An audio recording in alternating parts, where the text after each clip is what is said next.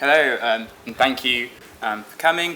So this is all about joining SUMO and Unreal Engine to create a bespoke 360-degree driving simulator for narrow passage behavioural research. So yes, my name is Peter Youssef. My co-authors, Dr. Katie Plant, Dr. Ben Waterson, all from the University of Southampton in the UK.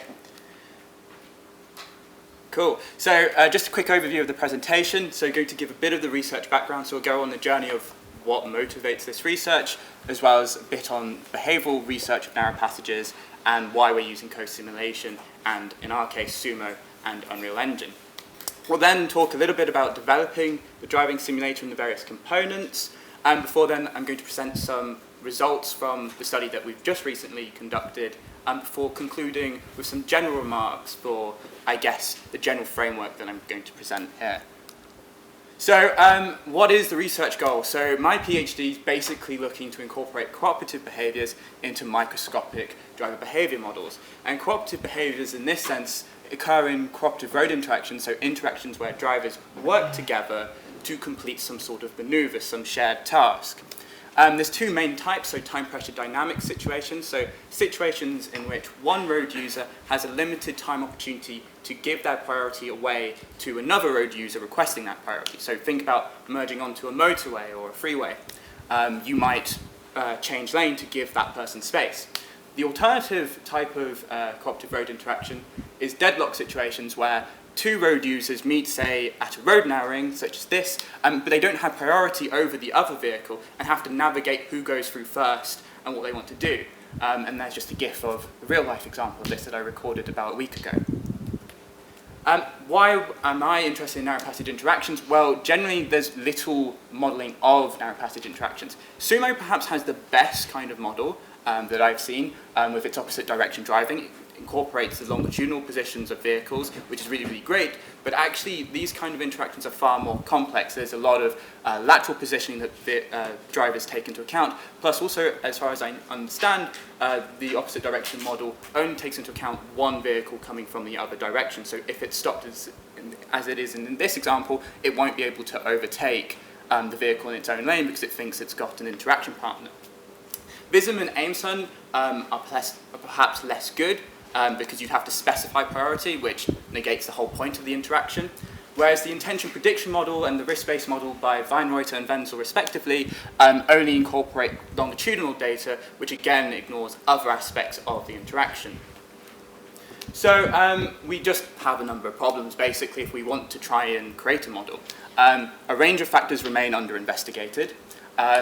We can argue that a lot of previous studies are perhaps not representative of the actual interaction, so a lot of the time you're not in control of the vehicle.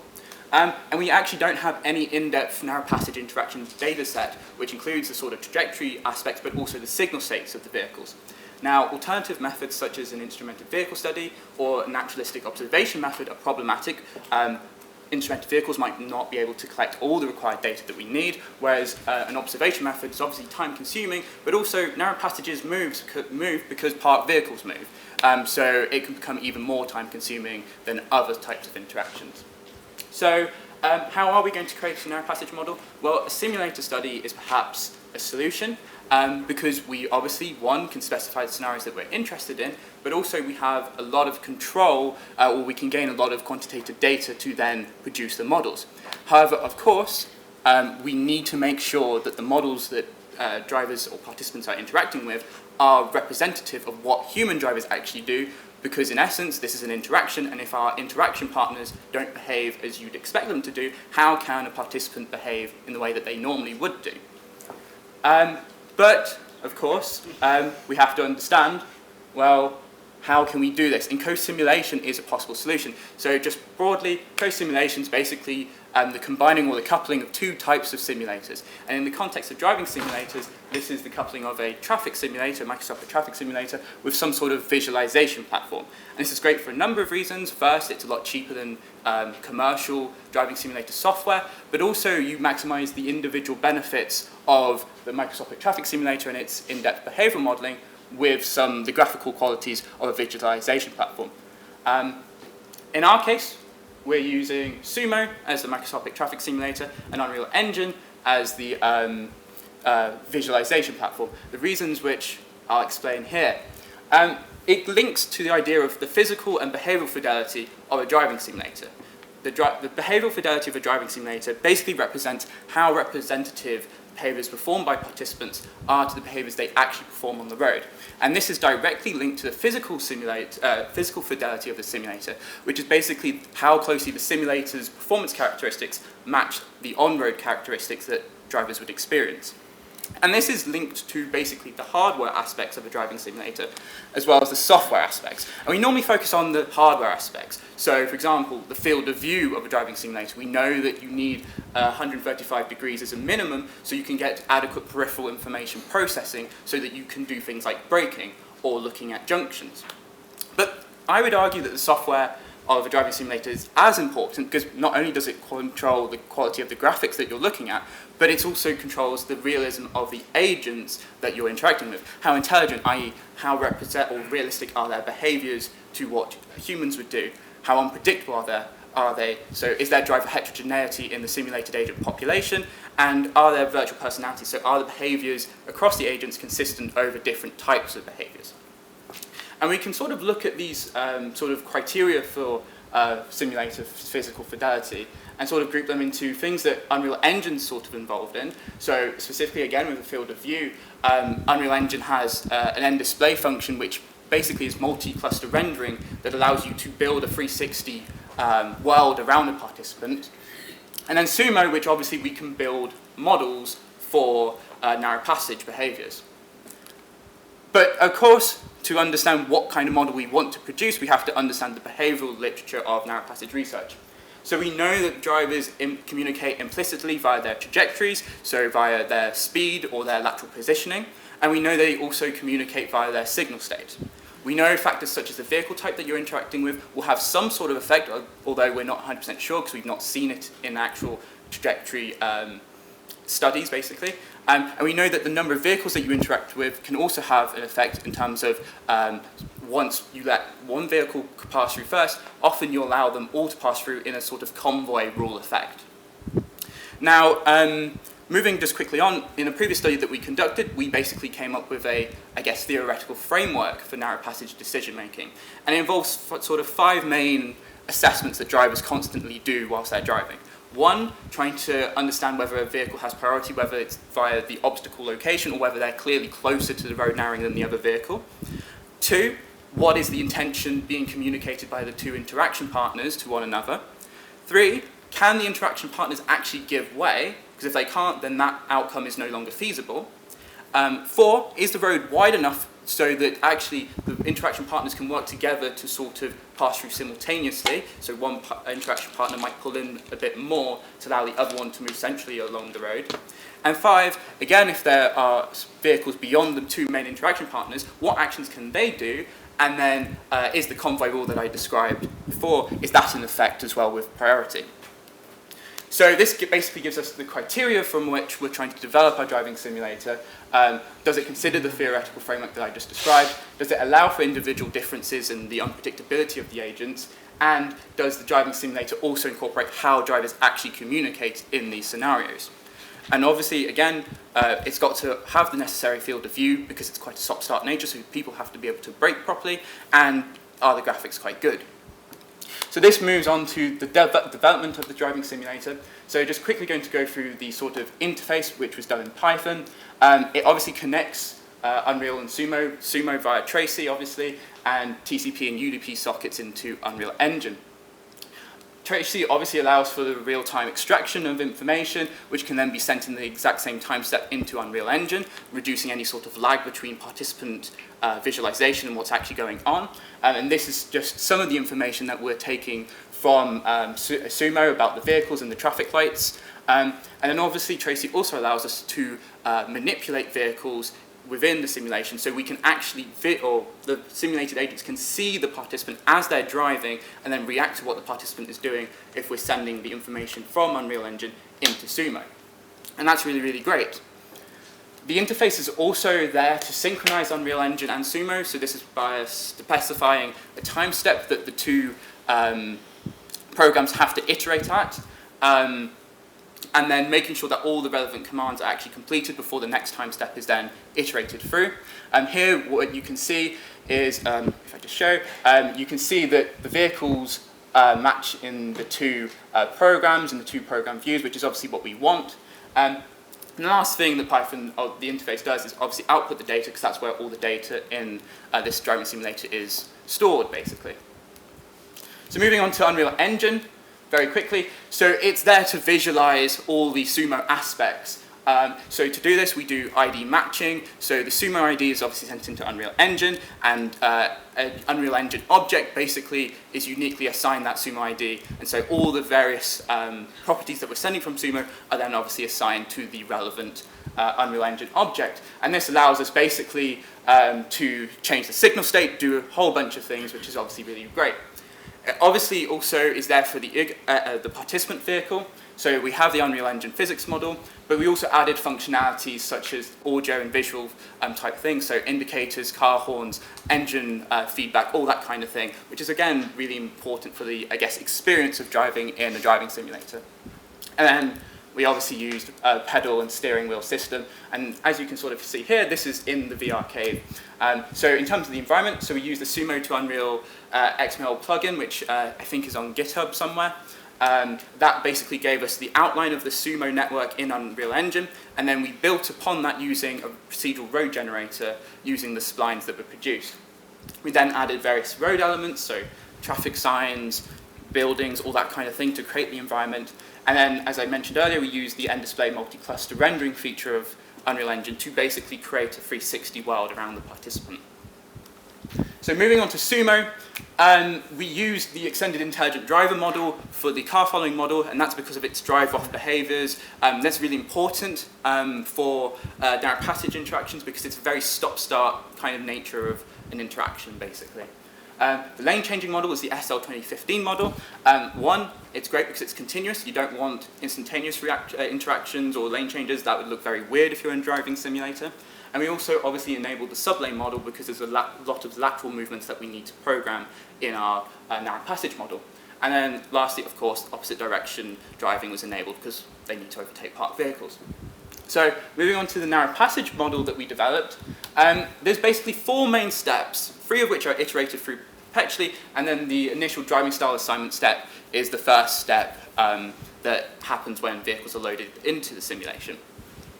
So beginning with the driving style assignment part of the model, basically from the literature we had 6 different driving style classes which was there to represent driver heterogeneity. And the driving style classes basically applied factors to the default values within SUMO for various different variable parameters. So for example, we altered the minimal acceptable lateral gaps that some vehicles would accept whilst driving through road narrowings, as well as the sort of speed that they would choose to go through a road narrowing or even approach a road narrowing.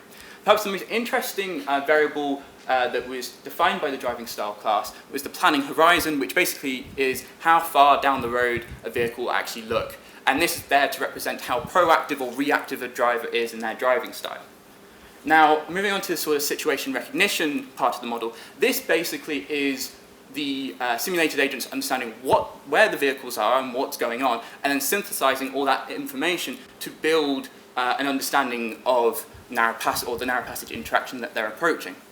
So what we needed them to do was constantly scan the road, understanding where the parked vehicles were on the road, where the gaps were on the road, and then where other vehicles that they could interact with were as well. Now, one of the issues that I encountered trying to do this was the fact that you can only really see one vehicle in the opposing lane, at least to begin with. So we had to enable the SUMO-lib nay-lane feature part of it, so you could gain basically the opposing lane as a property of your current lane, and then that allows you to access information of all the vehicles on the opposing lane, so then you could build that image, and then actually the simulated agents could start to understand what kind of narrow passage they were approaching, and then what the opposing vehicle was doing, whether it was increasing its speed, slowing down, signaling, all that kind of stuff. And as I mentioned, the planning horizon from the driving style assignment acted as the visibility constraint for the model.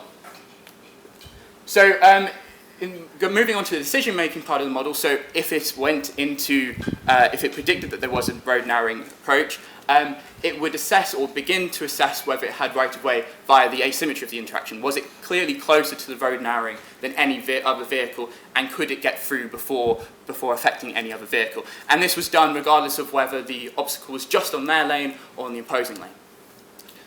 If that wasn't the case, it then evaluated the three possible outcomes of the interaction, whether to pass through first, second, or simultaneously.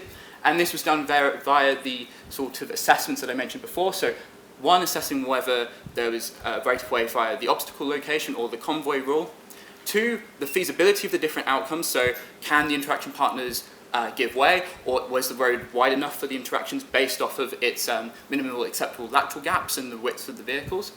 And then also understand what actually is being communicated by the two vehicles in the road interaction.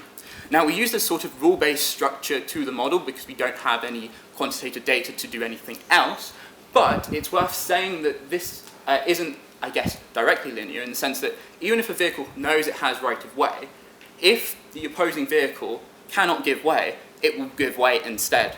And that's what we really, really wanted, because that's what would happen. So we obviously want some sort of element of unpredictability as well.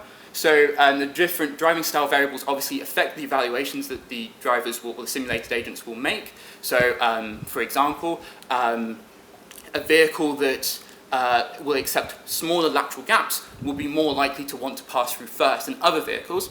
But then we also implemented stochasticity when choosing from a range of options that a simulated agent vehicle deemed as being acceptable.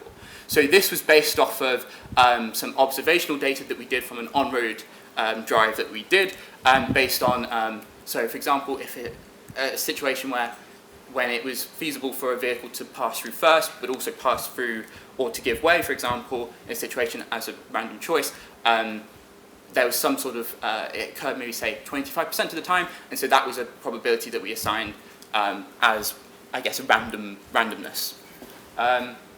Of course, we also had to include a memory array so that the driving decisions were consistent. We don't want a driver or simulated agent changing its mind every couple of seconds. It makes no sense, and it's not great for a participant. And finally, the navigation part of the function simply implements the actions from the decision-making model using Tracy, and then that was sent into Unreal Engine. So moving on to the simulator study quickly, participants completed two drives. One was in an open world setting, and one was in a controlled setting.